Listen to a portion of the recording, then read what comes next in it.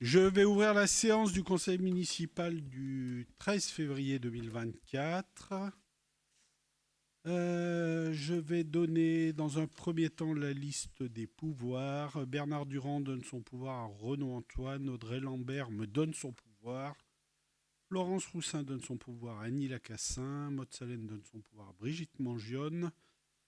Et Georges Da Silva donne son pouvoir à Jean Reynaud. Voilà. Nous allons désigner un secrétaire de séance. Ce qu'on avait proposé, c'est que ce soit confié à un membre de l'opposition. Je ne sais pas lequel se porte candidat.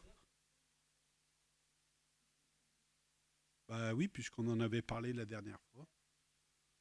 Donc, est-ce que tout le monde est d'accord pour que Pascal Lepinet soit secrétaire de séance? Et ben voilà, à l'unanimité, félicitations.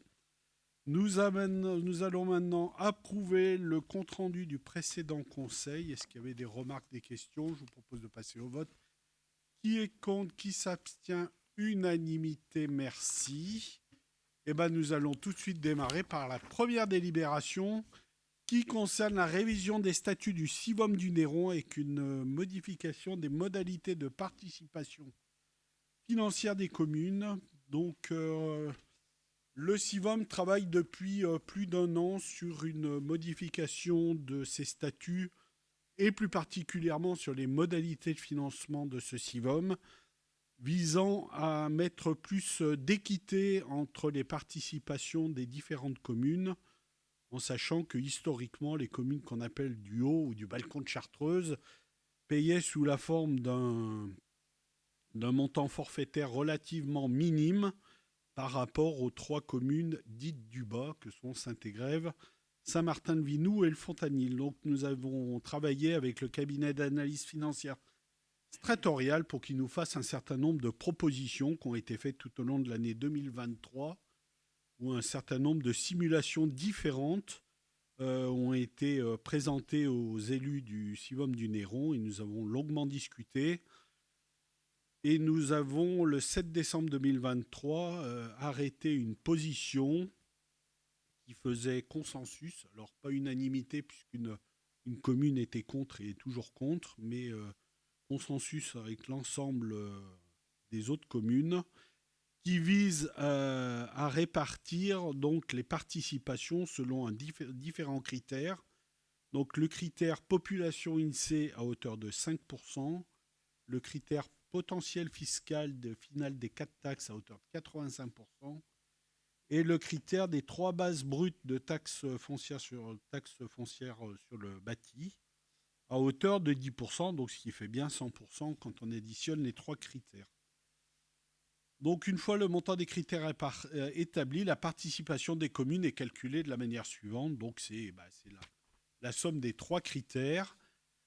Après, donc, ce qui a été vu dans les négociations et dans les discussions entre les représentants des différentes communes, et en l'occurrence des maires qui étaient présents à chacune des réunions, il a été proposé pour les communes du balcon de Chartreuse d'avoir une minoration de 50%, c'est-à-dire un coefficient de 0,5 sur le montant qui devrait être appelé pour tenir compte de l'éloignement des infrastructures. Donc, ce montant déduit pour les trois communes du haut est réparti de nouveau sur les communes du bas.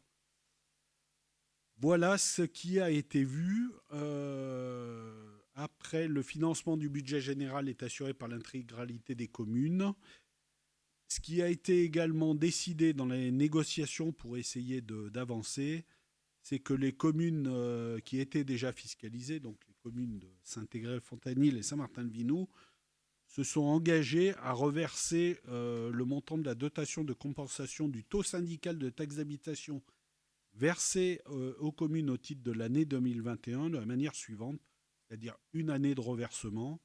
Donc Saint-Égrève à hauteur de 703 190 euros, Saint-Martin-de-Vinoux à hauteur de 228 010 euros et le Fontanil à hauteur de 107 030 euros. Et l'appel de ces montants sera effectué sur plusieurs exercices et versé soit directement depuis le budget des communes, soit par le biais de contributions fiscalisées, donc qui seront additionnelles au taux normal. Voilà ce qui a été vu sur le CIVOM. Un des objectifs aussi, c'est d'avoir des ressources financières supplémentaires pour financer le futur projet de rénovation du gymnase Jeannie Longo de Saint-Martin-de-Vinou. Et le projet est évalué à 4 500 000 euros, donc ce qui nécessite en effet des contributions supplémentaires, en sachant que le CIVOM a déjà ces dernières années fortement investi dans la piscine intercommunale du Néron. Donc voilà, ce financement se fera donc, est envisagé à hauteur donc de 1 million par le reversement des communes sur les montants que je vous ai donnés. Ce qui est envisagé, c'est un recours à l'emprunt à hauteur de 1 million, un emprunt court terme qui couvrira le FCTVA de l'ordre de 500 000 euros, et après le reste se fera par un autofinancement sur les réserves qu'a le CIVOM. Voilà. Voilà dans les grandes lignes ce qui nous ont amené à retravailler la fiscalisation et donc ce qui amène à changer l'article 19 du statut, des statuts du CIVOM du Néron. Étant dit que le CIVOM s'est prononcé, j'ai oublié la date, c'était au mois de janvier, je ne sais plus si la date est le 10 janvier, voilà. Le conseil syndical a voté le 10 janvier 2024 pas à l'unanimité, mais une forte majorité en faveur de ce changement. Je crois que on est la dernière commune, la dernière des 6 communes à passer en conseil municipal. Saint-Égrève a voté à l'unanimité ce changement. Saint-Martin-de-Vinou a voté à l'unanimité. Quai a voté à l'unanimité. Bon, Saint-Martin, j'ai un doute si le conseil est passé ou s'il arrive là dans les prochains jours. Mais a priori, le maire avait dit que ça devrait être voté à l'unanimité. Et Proveysieux a voté contre, avec une abstention parmi leurs élus, mais donc Proveysieux a voté contre. Et je vous propose, à l'issue de mon exposé, de voter favorablement à cette modification des statuts du CIVOM du Néron. Est-ce qu'il y avait des questions avant de passer au vote? Vous pouvez nous expliquer l'incidence sur les petites communes de cette nouvelle fiscalité? Pourquoi il y a par exemple Quai qui a voté Non, Proveysieux. Très concrètement, ça se traduit par une augmentation substantielle des contributions des communes du Haut, du balcon de Chartreuse, puisqu'elles payaient une somme qui était symbolique, qui était de l'ordre de 1 euro par habitant, tandis que les communes du Bas, comme le Fontanil, on paye pratiquement 100 euros par habitant. Donc il nous semblait arriver à un moment donné juste et équitable de revoir un peu les modalités de la fiscalité de l'ensemble des communes. Donc voilà, Quai et Mont-Saint-Martin on dit oui, certes, ça nous fait une augmentation de notre fiscalité, mais ça nous paraît quand même relativement équitable. Proveysieux a une position, c'est la position du maire et de son équipe municipale farouchement contre, puisqu'ils ne conçoivent pas de devoir payer plus. Ils estiment de ne pas utiliser les équipements du CIVOM. On leur a dit que c'était pas vrai. On a fait les premières études, en sachant que l'école de Proveysieux, bien entendu, bénéficie de la piscine gratuitement, avec la fourniture du maître nageur, etc. Enfin, comme les autres communes, voilà. Donc après, la discussion a été assez âpre avec Proveysieux. Il y a eu de nombreuses discussions. Il y a le président du CIVOM, le maire de Saint-Égrève et un élu, je crois qu'il y avait le maire de Saint-Martin-de-Vinou aussi. Les trois sont montés à Proveysieux pour expliquer l'évolution du CIVOM au conseil municipal de Proveysieux, qui a écouté mais qui n'est toujours pas d'accord.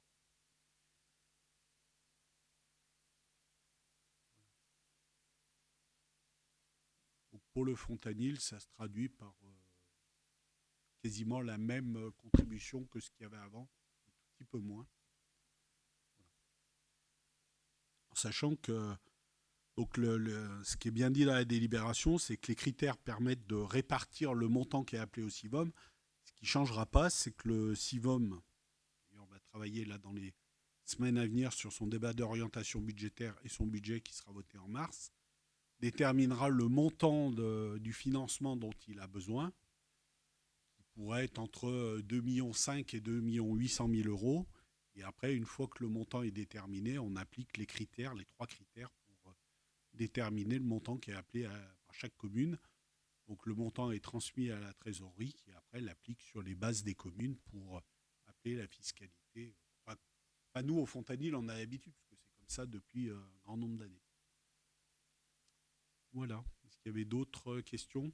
C'est clair pour tout le monde? Eh bien, écoutez, merci. Je vous propose de passer au vote. Qui est contre? Qui s'abstient? Unanimité. Merci à vous. Nous allons passer à la délibération suivante, qui est une subvention exceptionnelle aux clés de l'aventure. Et je passe la parole à Jean Reynaud pour présenter la délibération. Merci Monsieur le maire. Donc l'association Les Clés de l'Aventure a sollicité la commune pour une subvention exceptionnelle pour l'organisation de leur festival qui aura lieu au Fontanil le 22, 23, 24 mars 2024.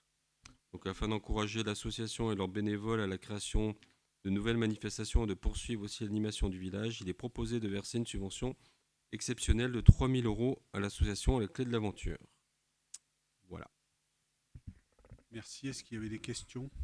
Pas de questions. Je vous propose de passer au vote. Qui est contre? Qui s'abstient? Unanimité. Merci. La délibération suivante est le renouvellement de la convention relative à une police pluricommunale entre les villes de Saint-Égrève et du Fontanil-Cornillon. C'est une convention triennale que nous avions déjà pris précédemment en 2018 puis en 2021. Il vous est proposé de la renouveler pour une nouvelle période de 3 ans à compter du 8 février 2024 jusqu'au 7 février 2027, en sachant que la convention est reconduite selon les mêmes termes. Voilà. Est-ce qu'il y avait des questions? Pas de questions. Je vous propose de passer au vote. Qui est contre? Qui s'abstient? Unanimité. Merci. Nous avons ensuite un protocole de mise en œuvre de la procédure de rappel à l'ordre. Donc c'est une démarche dans laquelle la commune a souhaité aller, donc qui vise à faire de la prévention de la délinquance, notamment donc le code de la sécurité intérieure. Lorsque des faits sont susceptibles de porter atteinte au bon ordre, à la sûreté, à la sécurité ou à la salubrité publique, le maire ou son représentant désigné dans les conditions prévues à l'article L21-22-18 peut procéder verbalement à l'endroit de leur auteur au rappel des dispositions qu'ils imposent à celui-ci pour se conforter à l'ordre et à la tranquillité publique, le cas échéant en le convoquant en mairie. Le rappel à l'ordre d'un mineur intervient sauf impossibilité en présence de ses parents, de ses représentants légaux ou à défaut d'une personne exerçant une responsabilité éducative à l'égard de ce mineur. Donc il est proposé de signer ce protocole donc en partenariat entre la ville et le procureur de la République. Donc au titre du ministère de la Justice, vous avez le protocole qui est présenté. L'objectif est de pouvoir être réactif quand on s'aperçoit qu'il y a des incivilités. Tout ceci, et c'est bien prévu dans le protocole, est très encadré puisque le maire n'a pas à faire justice, mais plus à faire des rappels à l'ordre. Voilà. Et après, si des procédures doivent être engagées dans le cadre judiciaire, c'est la gendarmerie et le procureur, après, bien entendu, qui prennent le relais ou qui, en amont, disent que ça ne fait pas l'objet d'une procédure de rappel à l'ordre, mais d'une procédure directe. Voilà, donc ça nous permettra de convoquer des gens en mairie, en ma présence, en la présence de Salvatore Caltagirone et de la police municipale ou d'un représentant du procureur, si nécessaire, en fonction des sujets. Voilà l'objet de cette présente délibération sur lequel il vous est demandé de m'autoriser à signer ce protocole avec le ministère de la Justice et en l'occurrence avec le procureur de la République de Grenoble. Des questions, monsieur le maire? Oui. Alors, j'ai plusieurs questions, je vous les pose toutes, comme ça après vous répondez. Pourquoi maintenant? Puisque visiblement c'est un procédé qui existait déjà avant. Comment ça va s'articuler entre vous et la police municipale? Je m'explique. Si par exemple il y a un problème avec des voisins, Les voisins, qu'est-ce qui se passe? Ils viennent vous voir, ils vous disent voilà, j'ai un problème avec machin, vous convoquez machin. Comment vous allez faire pour, Alors, ça me c'est paraît plus. compliqué, en fait. Alors, donc, pourquoi maintenant? Parce que on l'a pas fait antérieurement. Après, il y a un certain nombre de communes de l'agglomération qui mettent en place aussi cette démarche. Je crois que les derniers à l'avoir mis en place, je crois que c'est la commune de Mélan. Ça nous paraissait intéressant. C'est vrai qu'on l'avait pas fait avant. Pourquoi pas avant et maintenant? Je sais pas. J'ai pas la réponse. Parce que maintenant, non, non, non, non, il n'y a pas de. Voilà. Alors après, c'est plus destiné à des rappels à l'ordre. Ça ne va pas régler les conflits de voisinage pour lequel on a médiateur qui intervient sur la commune. C'est plus des rappels à l'ordre. C'est pas des problèmes de voisinage. Donc vous faisiez par référence à des problèmes de voisinage entre deux voisins. Ça sera pas notre rôle. C'est plus le conciliateur de justice, donc qui est là. Je vous rappelle qu'on en a maintenant 2 dans la commune. On en avait un. On en a maintenant 2. Ils ont été présentés d'ailleurs à profiter pour les représenter dans le dernier journal du Fontanil où ils ont une activité assez dense d'ailleurs et ils en sont contents. Enfin, ils attirent même des habitants d'autres communes. Voilà. Donc on ne veut pas se substituer. On n'est pas là pour faire de la médiation ou de la conciliation. C'est pas le rôle. Là, c'est vraiment de rappel à l'ordre.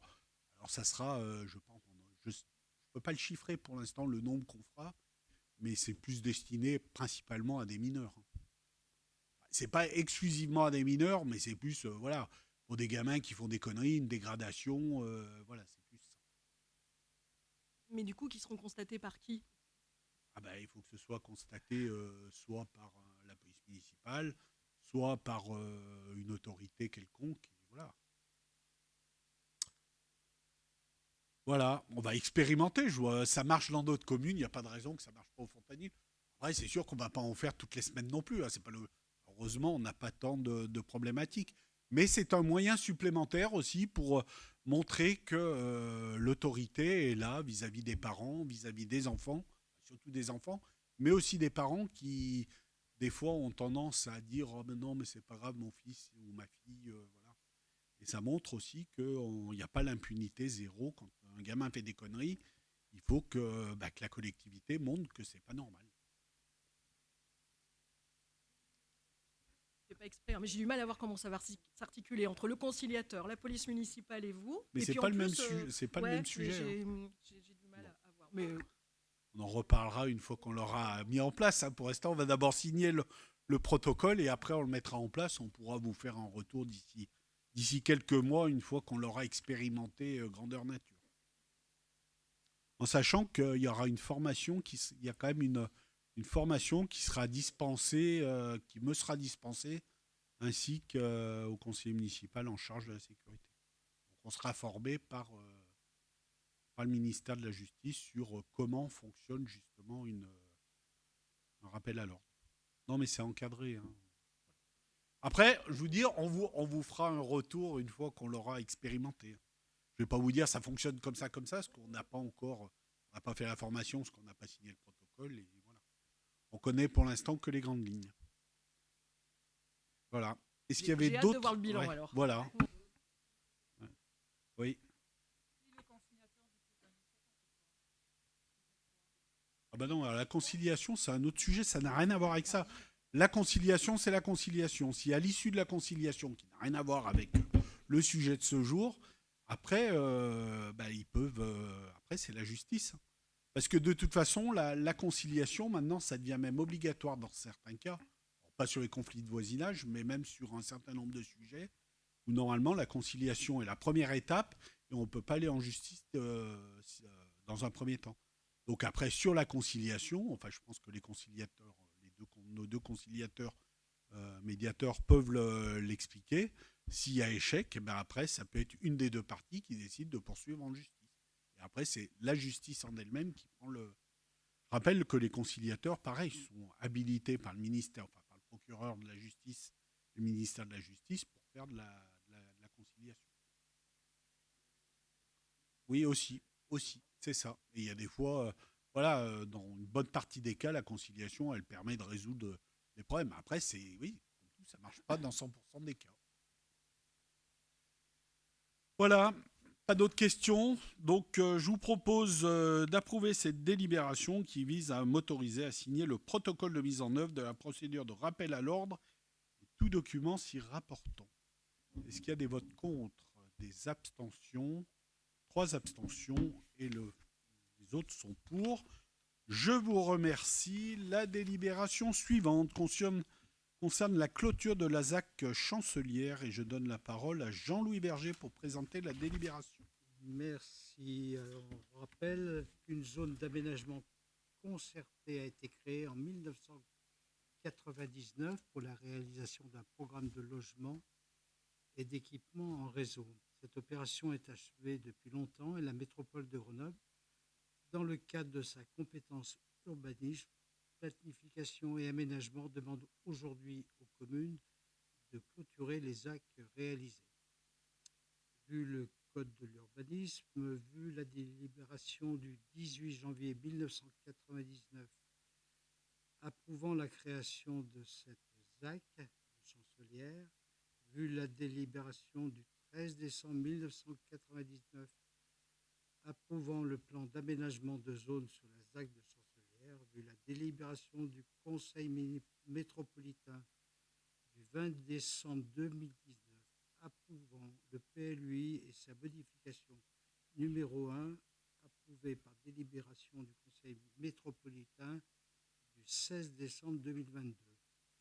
Des programmes et aménagements de la ZAC de Chancelière ayant été réalisés et réceptionnés, les équipements publics ayant été livrés en respect du programme et du projet d'urbanisme et la totalité des lots étant commercialisés, il est proposé de supprimer la ZAC de Chancelière. La suppression de la ZAC emportera caducité des cahiers des charges de cession des terrains et engendrera un retour au régime général de la fiscalité de l'urbanisme et de la taxe d'aménagement pour les projets à venir sur cette zone. Elle s'accompagne de formalités de publicité prévues par le Code de l'urbanisme. Le conseil municipal, après en avoir délibéré, décide de supprimer cette ZAC de Chancelière, précise que la suppression de la ZAC a pour effet de rétablir sur son périmètre le régime de droit commun de la taxe d'aménagement fixé à 5%. Et on autorise M. le maire ou son adjoint à signer tout document relatif à ce dossier. Merci. Est-ce qu'il y avait des questions sur ce sujet purement technique? Non, s'il n'y a pas de questions, je vous propose de passer au vote. Qui est contre? Qui s'abstient? Unanimité. Merci. La délibération suivante est une convention avec Enedis pour la parcelle AE48 et je donne de nouveau la parole à Jean-Louis Berger pour présenter. On rappelle qu'une convention de servitude a été signée entre Enedis et la mairie du Fontanil en date du 5 octobre 2023 pour constituer les droits réels nécessaires aux besoins de la distribution d'électricité publique sur la parcelle AE48 au lieu-dit Chapelière, route de Mont-Saint-Martin, moyennant une indemnité au bénéfice de la commune de 15 €. Cette convention prévoit une réitération par un acte notarié. Le conseil municipal, après en avoir délibéré, autorise monsieur le maire à signer l'acte notarié. Merci. S'il n'y a pas de questions, je vous propose de passer tout de suite au vote. Qui est contre? Excusez-moi, qu'est-ce qui se construit sur cette parcelle en fait? C'est C'est pas des une logements maison. sociaux. Ah non, c'est une maison. Une seule maison. Il y avait un projet de logements sociaux. D'ailleurs, la SDH est propriétaire du Ténement.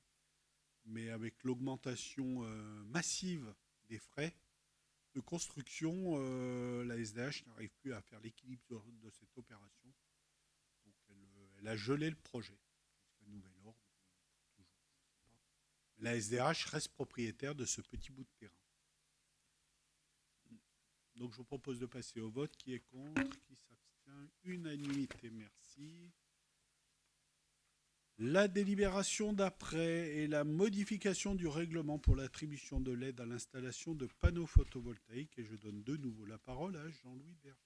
On rappelle que dans le cadre de la politique en faveur du développement durable, le conseil municipal a décidé par délibération du 24 juin 2008 d'instituer une aide de 500 € par habitation aux particuliers pour les équipements en énergie renouvelable. Cette délibération a été reconduite par délibération en date du 5 octobre 2010. Les dispositifs éligibles à cette aide sont en matière d'énergie solaire, les chauffe-eau solaires, les systèmes combinés eau chaude sanitaire et chauffage et les panneaux photovoltaïques. Concernant les panneaux photovoltaïques, il est proposé au conseil municipal d'affiner les critères d'attribution de la subvention comme suit.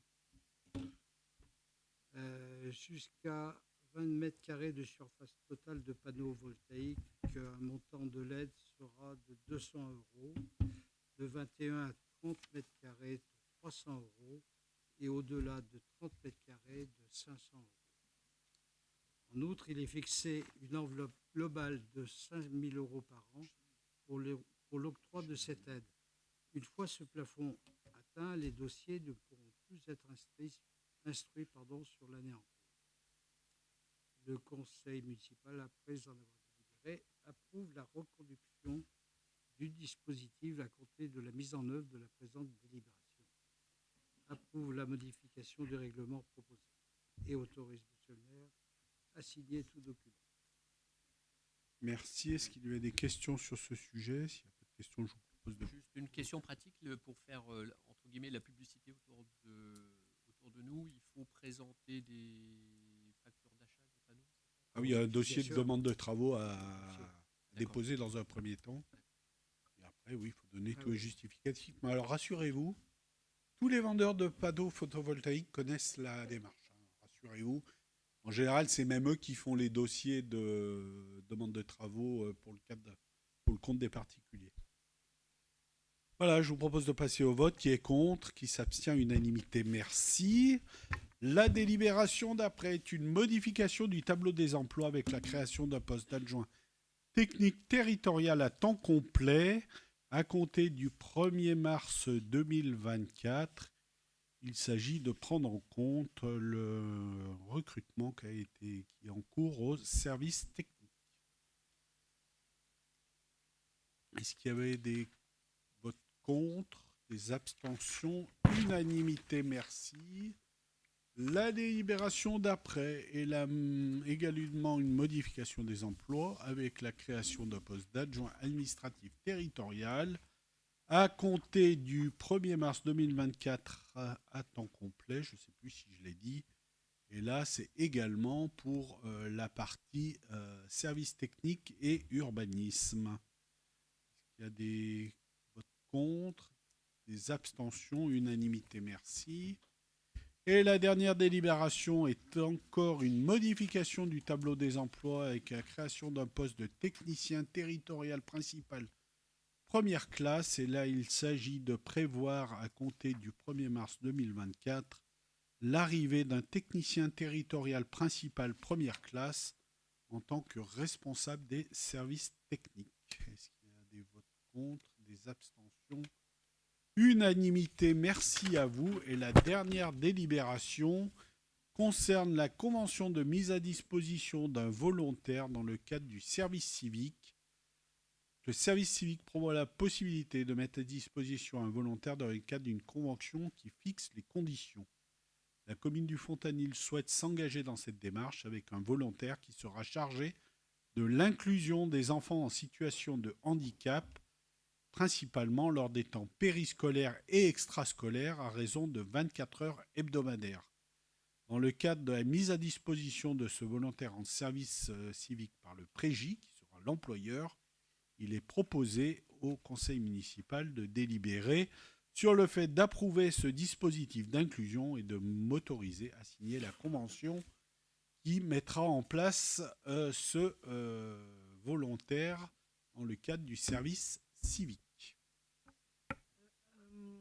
S'il va faire de l'inclusion, il va recevoir une formation. C'est pas anodin quand même, comme Donc, accompagnement. Donc c'est pour ça qu'on passe pour le Prégi. Le Prégi est un organisme spécialisé qui s'occupe justement qui sera l'employeur. Hein. Nous, on sera que... Voilà, c'est eux qui forment, c'est eux qui assurent, oui, sa formation, l'organisation. Nous, on organise concrètement sur le terrain, puisqu'il sera dans le périmètre de l'école. Enfin, elle, c'est une demoiselle, elle sera dans le périmètre de l'école et de l'IFAC. C'est pour ça que c'est périscolaire et extrascolaire. En sachant que pour être tout à fait précis, c'est même une jeune fille qui a 16 ans qui a été retenue. Enfin, d'ailleurs, c'est l'objectif des services civiques, hein, c'est plus pour des jeunes. Voilà, est-ce qu'il y avait des questions? Pas d'autres questions, je vous propose de passer au vote. Qui est contre? Qui s'abstient? Unanimité. Merci à tous pour ce nouveau moyen qui sera mis pour faciliter l'inclusion à l'école, qui est un grand sujet dont nous avons encore longuement discuté hier en conseil d'école et dont nous rediscuterons. Donc hier, c'est la maternelle et qui sera également réabordé au prochain conseil d'école de la primaire qui aura lieu juste après les vacances scolaires. Je vais maintenant vous faire état d'un certain nombre de décisions administratives dont une bonne part porte sur des demandes de subventions. La première porte sur une demande de subvention à l'État au titre de la DETR pour la rénovation des menuiseries de l'école maternelle pour un montant de 48 192,60 €, en sachant qu'a priori on a fait la demande mais on ne devrait pas pouvoir y prétendre au niveau de l'État. Par contre, on a réorienté une demande vers le département sur lequel on devrait avoir une réponse positive.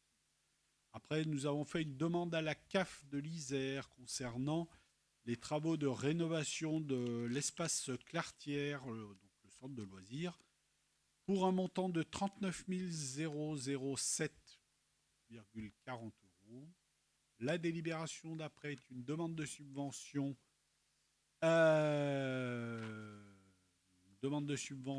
à la région Auvergne-Rhône-Alpes dans le cadre du dispositif vidéoprotection espace public pour l'extension du système de vidéoprotection et l'implantation d'une caméra dans la zone de parking du cimetière et d'une caméra au terminus du tram Paluel à hauteur de 50%, soit une subvention de 8 734,82 € selon le plan de financement prévu. La délibération d'après est également une demande.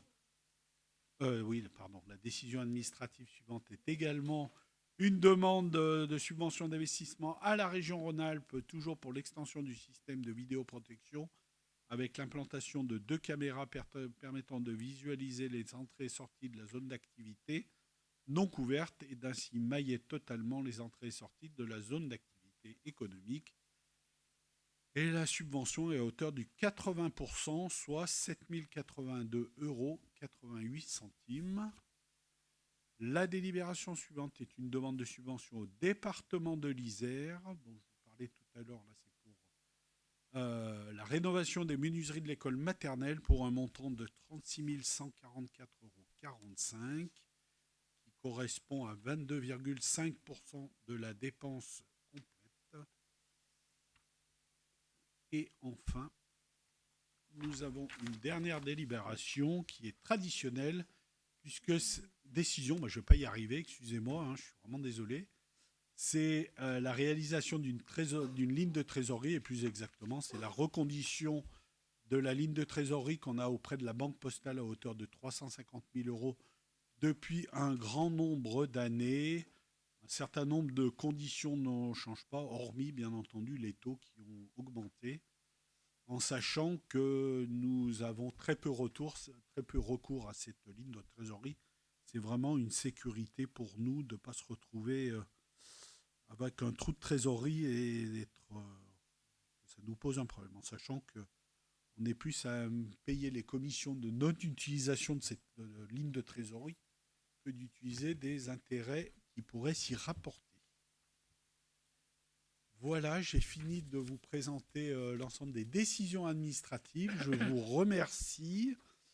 Je vais laisser la parole aux adjoints et conseillers municipaux s'il y avait des questions à poser avant de clôturer cette séance. Dernière question. Combien on a de caméras maintenant sur le Fontanil? On en a environ une 60aine.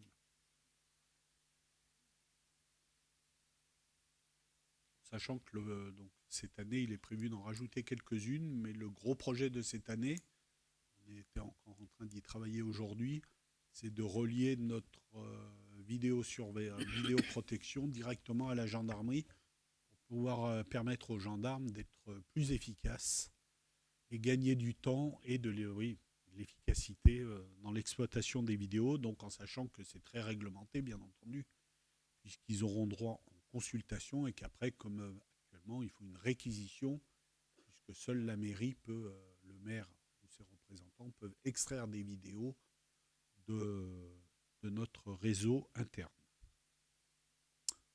Voilà, eh bien, écoutez, merci à tous pour ce conseil qu'on a réussi à mener en 40 minutes, même pas.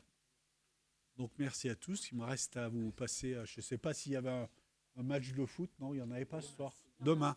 Si, il y en a ce soir quand même. Bon, pour ceux qui veulent regarder le foot, vous serez à l'heure. Et pour les autres, bonne soirée et à très bientôt.